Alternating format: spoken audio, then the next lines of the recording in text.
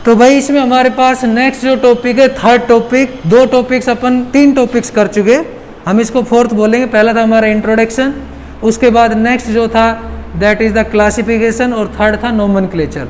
Nomenclature के बाद fourth आता है methods of preparation of haloalkane. तो इसको हम दो कैटेगरी में पढ़ेंगे। पहले अपन पढ़ेंगे method of preparation of haloalkanes, फिर हम पढ़ेंगे method of preparation of haloarenes, फिर उसके बाद आएगा हमारे पास physical properties and then after chemical properties of haloalkane and haloarenes. ठीक है, इतना ये चैप्टर है। तो मेथड ऑफ प्रिपरेशन में सबसे पहले हमारे पास ये बात आती है कि हम इसको कैसे बना सकते हैं। तो आप एक चीज़ ध्यान रखें, ऑर्गेनिक केमिस्ट्री हो चाहे कोई भी इनऑर्गेनिक सब्सटेंस का प्रिपरेशन करते हैं, तो एक चीज़ को बनाने के लिए हमारे पास बहुत सारे मेथड होते नहीं होते। एक चीज़ को हम डेली लाइफ में देखते हैं कि एक काम को करने के हमारे पास बहुत सारे तरीके होते हैं। सिमिलरली एक हेलोएल्केन को बनाने के लिए हमारे पास बहुत सारे मेथड्स हैं, लेकिन हम सेलेक्ट कौन सा करते हैं जो हमारे लिए आसान हो और जिसको कराने में लागत मीन्स उसको जो प्रोसेस को कराने के लिए जो खर्च होता है वो इकोनॉमिक हो, मतलब ज़्यादा खर्च हमें ना लगाना पड़े, और जो हमारा प्रोडक्ट मिल रहा है वो प्यूरिफाई ना करना पड़े। क्योंकि ऑर्गेनिक कंपाउंड या इनऑर्गेनिक कंपाउंड या किसी भी चीज़ को बनाने के लिए सबसे ज़्यादा जो कॉस्ट वाला जो प्रोसेस होता है दैट इज़ द प्यूरिफिकेशन। बन तो जाएगा, लेकिन बनने के बाद उसमें मिक्सचर रहेगा, तो मिक्सचर में से हम क्या करेंगे, किसी पर्टिकुलर चीज़ को जो हम बनाने की कोशिश कर रहे थे उसको सेपरेट करेंगे। ये एक टाइम कंज्यूमिंग होता है और इसके अंदर बहुत सारा जो खर्चा होता है वो लगता है, समझ रहे हो, एक्सपेंडिचर बहुत ज़्यादा होता है प्यूरिफिकेशन का। तो हम मेथड सारे पढ़ेंगे, फिर उनमें से बताएंगे कि बच्चों ये बेस्ट मेथड है for the preparation of haloalkane. तो इसमें सबसे पहला आता है बच्चों फ्रॉम एल्कोहल।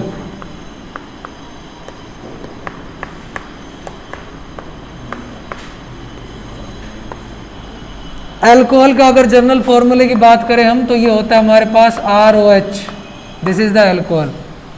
अब इस एल्कोहल से हम बनाने जा रहे हैं क्या, हेलोएल्केन। ठीक है, तो किस किस तरीके से बना सकते हैं वो ध्यान से देखें। सबसे पहला आता है इसके अंदर भी by action of halogen acid, note बाद में करोगे, पहले आप इसको समझोगे, by the action of halogen acid.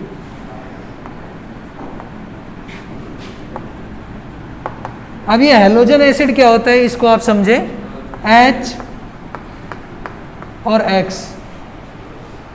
समझ गए। H मीन्स ये एसिड है, X मीन्स हेलोजन का है, इसलिए अपन इसको क्या बोलेंगे, हेलोजन एसिड। क्या क्या हो सकते हैं, ये हमारे पास HF हो सकता है, HCl हो सकता है, HBr हो सकता है और HI हो सकता है, समझ रहे हो। ये हमारे पास हेलोजन एसिड हो सकते हैं। इनकी रिएक्शन करा दे किसके साथ, अल्कोहल के साथ करा दे। तो कैसे होगी रिएक्शन, देखिए ROH प्लस में HX। बहुत सारे कंपाउंड का प्रिपरेशन जब हम करते हैं तो हमारे पास जब भी H और OH ग्रुप मिलेगा तो ये दोनों मिलके वाटर निकल जाएगा, मीन्स यहाँ से H और OH निकलेगा, क्या निकल गया, वाटर निकल गया, तो बचा क्या, RX। जैसे फॉर एग्जांपल मैंने लिया ROH और मैंने इसकी रिएक्शन करा दी HCl के साथ, तो यहाँ से OH और ये H वाटर गया निकल, तो मेरे पास क्या बन गया, RCl, क्लोरोएल्केन, समझ गए। तो इतना आप ध्यान भी रख सकते हो आराम से कि HX के साथ रिएक्शन कराएंगे, यहाँ से OH और ये H दोनों वाटर निकल जाएगा, बचेगा क्या, RX, समझ रहे हो। अब एक चीज़ पे बेस हमारे पास बहुत सारे क्वेश्चंस बन सकते हैं, उन क्वेश्चन को हम पढ़ेंगे वन बाय वन, इसका मैकेनिज्म भी पढ़ेंगे। आप मेरे को ये बताएं कि इतनी चीज़ समझ आई कि आपको क्या करना है, एल्कोहल लेना है, HX के साथ रिएक्शन करानी है, OH और H वाटर निकल जाएगा, बचेगा क्या, RX। जल्दी नहीं है, हमें आराम से पढ़ेंगे। एक चीज़ आपको समझ में आई, इसी से रिलेटेड हम बहुत सारे कम से कम 20 एग्जाम्पल ले सकते हैं। अब आप इसको समझे किस तरीके से, देखो ये रिएक्शन जो है इसका मैकेनिज्म समझने की कोशिश करें, मैकेनिज्म ऑफ रिएक्शन,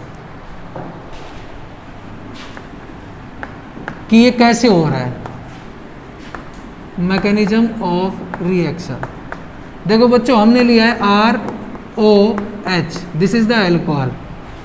ये एक मैकेनिज्म बहुत सारी रिएक्शन में काम आएगा, ईथर में भी काम आएगा, और भी जितने भी कंपाउंड जिनमें ऑक्सीजन आ रहा है वहाँ पे ये सब चीज़ें काम आएगी। देखिए ध्यान से, ये हमारे पास ROH है। ऑक्सीजन के आउटर मोस्ट में 6 इलेक्ट्रॉन होते हैं। ऑक्सीजन का जो एटॉमिक नंबर होता है वो 8 होता है, फर्स्ट में 2, सेकंड में 6 इलेक्ट्रॉन। तो मैं ऑक्सीजन के 6 इलेक्ट्रॉन आपको बता रहा हूँ। 6 इलेक्ट्रॉन कैसे है, ये तो हो गए 2 लोन पेयर, एक इधर बॉन्ड में एक इधर है, ठीक है। हमने क्या लिया है इसके केस में, हैलोजन एसिड, ठीक है। हैलोजन एसिड क्या होता है, HX। एसिड की क्या प्रवृत्ति होती है, एसिड को जब एक्वस में या किसी सॉल्वेंट के अंदर लेते हैं तो H पॉजिटिव रिलीज करता है, X नेगेटिव रिलीज करेगा। होता है ना एसिड के अंदर, नई चीज़ नहीं है, पुरानी है। HCl को पानी में डालोगे तो क्या देगा सर, H पॉजिटिव देगा, Cl नेगेटिव, हर बच्चा जानता है। तो यहाँ पे आप देखिए H पॉजिटिव इसके साथ रिएक्शन करेगा। ये जो लोन पेयर ऑफ इलेक्ट्रॉन है, इलेक्ट्रॉन को क्या चाहिए, पॉजिटिव चाहिए। Electron is the negatively charge, ये हमारे पास नेगेटिव है, इसको पॉजिटिव चाहिए, तो ये क्या करेगा, इसके साथ जुड़ेगा और हमारे पास बनेगा ROH, एक H यहाँ आ गया और इस पे पॉजिटिव चार्ज आ जाएगा। ध्यान रखना कभी भी किसी भी न्यूट्रल के साथ, ये न्यूट्रल था ओवरऑल, इसके ऊपर कोई चार्ज नहीं था, सिर्फ इसके पास इलेक्ट्रॉन थे, डिस्प्ले ऑफ इलेक्ट्रॉन। इलेक्ट्रॉन जिसको दिख जाए पॉजिटिव को तो वो फिर इलेक्ट्रॉन पॉजिटिव की तरफ भागते हैं, जैसे ये H पॉजिटिव यहाँ आ गया। अब सेकंड स्टेप में क्या होगा, हमारे पास ROH, ये पॉजिटिव चार्ज, यहाँ के इलेक्ट्रॉन यहाँ जाएंगे इस बॉन्ड के और वाटर निकल जाएगा, तो यहाँ बचेगा हमारे पास R पॉजिटिव प्लस H2। तीसरे स्टेप में क्या होगा कि हमारा R पॉजिटिव प्लस में जो बचा हुआ था X नेगेटिव, ठीक है, ये दोनों जुड़ेंगे और क्या बनेगा, RX। समझ रहे हो। तो ये इस रिएक्शन का मैकेनिज्म कि ये इतना जो डायरेक्ट हमने लिख दिया ना कि ROH और H मिल के वाटर निकल गया और बन गया RCl, इसको होने के लिए 3 स्टेप फॉलो करता है। पहली बात कि अपना एसिड जो है वो H पॉजिटिव और X नेगेटिव में ब्रेक हो जाएगा। फिर जो ये H पॉजिटिव है एसिड, इसका एक तरीके से इलेक्ट्रॉन अटैक होता है। अटैक होते ही क्या बनेगा, ये हमारे पास कैटायन की फॉर्म में।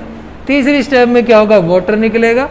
वाटर निकलते ही R पॉजिटिव, जिसको अपन बोलते हैं कार्बोकैटायन, क्या बोलेंगे इसको, कार्बोकैटायन। अब ये कार्बोकैटायन जो कि एक पॉजिटिव चार्ज है, X हमारा नेगेटिव है, पॉजिटिव और नेगेटिव दोनों मिलके क्या बना लेंगे, RX। RX को हम क्या बोलते हैं, हेलो एल्केन। तो पहले मेथड का पहला था हमारे पास। तो रिएक्शन आप लोगों ने याद कर ली है, लेकिन एक रिएक्शन को कराने के लिए हमारे पास एक कैटलिस्ट होता है, या हम कहें कि किसकी प्रेजेंस में ये होती है, ठीक है। क्योंकि आपको पता है बहुत सारी रिएक्शन ऐसी होती है, या तो हम उनको हीट देते हैं या किसी की प्रेजेंस में कराते हैं। तो सिंपल तो आपने याद किया कि ROH plus HX gives to RX, लेकिन इसमें छोटा सा आप एक और चीज नोट करेंगे, इन प्रेजेंस ऑफ एनहाइड्रस, ये नोट कर लेना, ZnCl2, और फिर लिखेंगे इसका काम क्या है, रोल ऑफ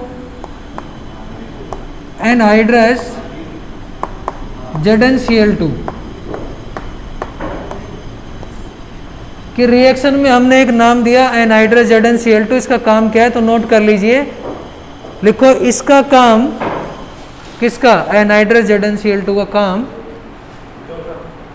कार्बन और ऑक्सीजन के बीच की बॉन्ड C और O, ठीक है, ये तो कोई भी होगा, इधर हमारे पास R ग्रुप मान लीजिए, कार्बन और ऑक्सीजन के बीच की बॉन्ड को ब्रेक करना है।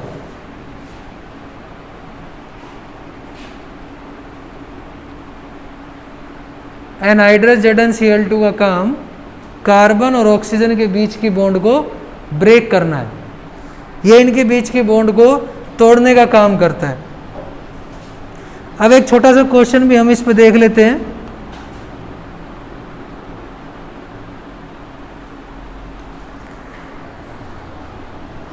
देखो एग्जाम में क्वेश्चन आएगा, देखना किस तरीके से, इस तरीके से CH2OH और सपोज यहाँ पे आपको दिया गया है OH और यहाँ पे दे दिया हीट किसके साथ, HCl के साथ, और आपसे पूछेगा कि व्हाट इज़ द प्रोडक्ट। एक नंबर में रिएक्शन को कंप्लीट करो। जैसे ही ये क्वेश्चन आएगा आपके दिमाग में ये चीज़ स्ट्राइक करनी चाहिए कि ये क्या है, अल्कोहल है, और ये क्या है, हेलोजन एसिड है। OH और H वाटर निकल जाएगा और यहाँ पे जाके क्लोरीन जुड़ेगा। बहुत सारे बच्चों के मन में ये भी आ सकता है कि सर यहाँ पे क्यों नहीं जुड़ेगा, उसका रीज़न मैं बताऊँगा। अभी आप समझे इसको, ये हमारा OH और ये H निकल गया वाटर। आपको इन सबको देख के विचलित नहीं होना है कि ये क्या क्या चीज़ें दी गई है, कॉन्सेप्ट वही रहेगा। तो हमारे पास प्रोडक्ट जो होगा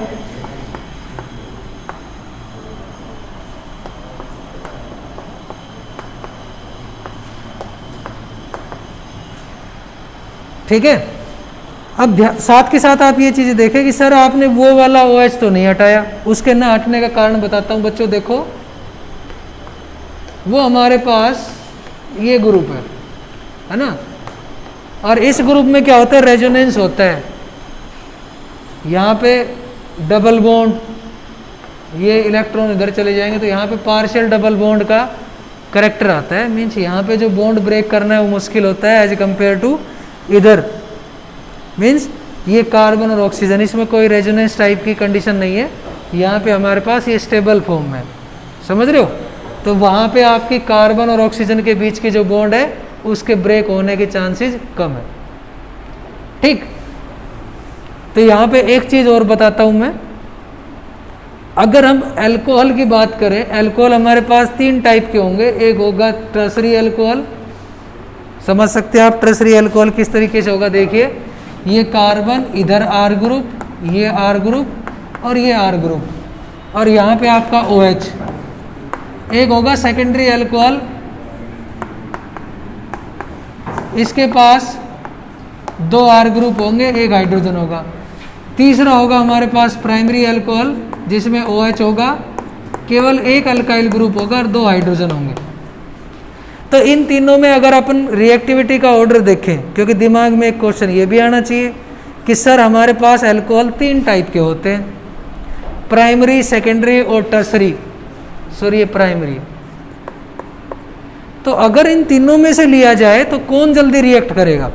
तो बच्चों एक चीज़ ध्यान रखना, यहाँ पे जो रिएक्टिविटी होगी वो टर्सरी की सबसे ज़्यादा होती है, सेकेंडरी की उससे कम होती है और प्राइमरी की सबसे कम होती है। मैं बता रहा हूँ क्यों। क्योंकि अगर हम कार्बोकैटाइन की कंपैरिजन करें तो यहाँ पे 3 डिग्री कार्बोकैटाइन बनता है जो ज़्यादा स्टेबल होता है, समझ रहे हो। जैसे ये चीज़ हटती है तो यहाँ पे पॉजिटिव चार्ज आता है, ये चीज़ हटेगी तो यहाँ पे पॉजिटिव चार्ज आएगा, और इसको रिमूव करेंगे तो यहाँ पॉजिटिव चार्ज आएगा। तो उसको अपन बोलते हैं कार्बोकैटाइन।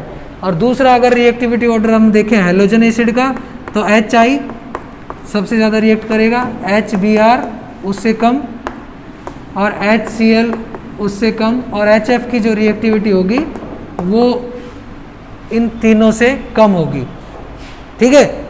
ऐसा क्यों होता है ये आप समझे। H और I के बीच की बॉन्ड बच्चों बड़ी होती है, और आप सबको पता है बड़ी बॉन्ड आसानी से ब्रेक होती है। HBr के बीच की बॉन्ड थोड़ी छोटी होगी, छोटी बॉन्ड को ब्रेक करने के लिए ज़्यादा एनर्जी चाहिए।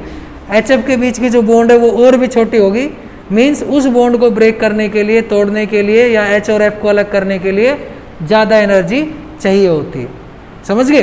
तो यहाँ पे ये जो पहला मेथड है ये हमारे पास कंप्लीट है, फर्स्ट का first, that is from the alcohol by the action of halogen acid, ठीक है। इसको नोट करें।